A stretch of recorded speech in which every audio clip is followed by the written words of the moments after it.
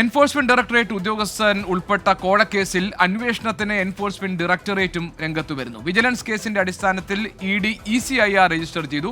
കേസിലെ പരാതിക്കാരനായ അനീഷ് ബാബുവിന് നോട്ടീസ് നൽകി. അന്വേഷണത്തോട് സഹകരിക്കാനാണ് അനീഷ് ബാബുവിനോട് ഹൈക്കോടതി നൽകിയിരിക്കുന്ന നിർദ്ദേശം. ശ്രീകാന്ത് കൊച്ചിയിൽ നിന്ന് വിവരങ്ങൾ നൽകാനുണ്ട്. ശ്രീകാന്ത്, രണ്ട് ഏജൻസികൾ തമ്മിലുള്ള ഒരു ഏറ്റുമുട്ടലിലേക്ക് വരെ എത്തിയ കേസാണ്. അതിൽ EDയുടെ അന്വേഷണത്തോടും സഹകരിക്കാനാണോ പരാതിക്കാരനോട് ഇപ്പോൾ ഹൈക്കോടതി നിർദ്ദേശിച്ചിരിക്കുന്നത്? എന്താണ് ഈ കേസിൽ ഹൈക്കോടതി നടത്തിയിരിക്കുന്ന പരാമർശങ്ങൾ? മറ്റെന്തെല്ലാം വിശദാംശങ്ങളുണ്ട്?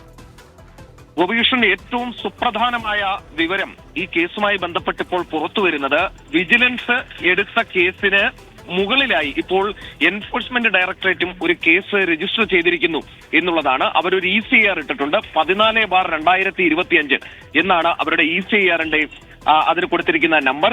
ഡൽഹി കേന്ദ്രീകരിച്ച് അവരുടെ എൻഫോഴ്സ്മെന്റ് ഡയറക്ടറേറ്റിന്റെ ഡൽഹി ടാസ്ക് ഫോഴ്സ് ആണ് ഈ കേസ് രജിസ്റ്റർ ചെയ്തത്. ഒപ്പം തന്നെ അനീഷ് ബാബു ഈ വിജിലൻസ് കേസിലെ പരാതിക്കാരന് നോട്ടീസ് നൽകി നാളെ ഹാജരാകാനാണ് പറഞ്ഞത്.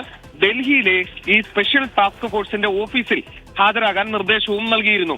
ഏറ്റവും പ്രധാനപ്പെട്ട വാർത്ത ഈ കേസിലെ അതാണ്. അതായത് പരാതിക്കാരനെ തന്നെ ED ഇപ്പോൾ ആദ്യം വിളിച്ചു വരുത്താൻ പോകുന്നു എന്നുള്ളതാണ്. ഇനി രണ്ടാമത്തെ കാര്യം, ഈ നോട്ടീസിനെതിരെ പരാതിക്കാരൻ അനീഷ് ബാബു ഹൈക്കോടതിയെ സമീപിച്ചു. മുൻകൂർ ജാമ്യം തേടിയാണ് കോടതിയിലേക്ക് പോയത്.